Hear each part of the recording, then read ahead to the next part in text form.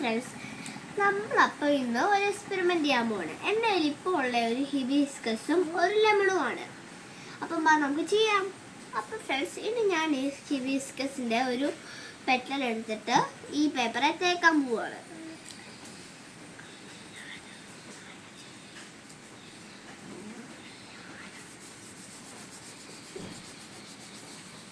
അപ്പോൾ ഫ്രണ്ട്സ്, നിങ്ങൾക്ക് കാണാമല്ലോ ഇപ്പോൾ ഒരു ബ്ലൂയിഷ് കളറാണ്.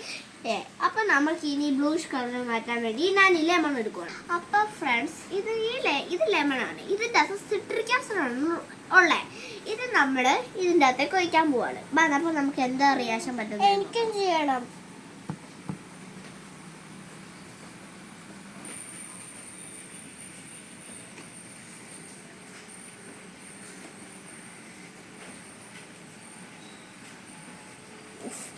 കണ്ടോ ഫ്രണ്ട്സ്, കണ്ടോ ഗൈസ്?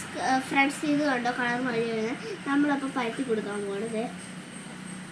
ഇച്ചിരി എടുത്ത് ഇതേലും ചെയ്ത് കൊടുക്കാൻ പോകും. കണ്ടോ ഗൈസ്?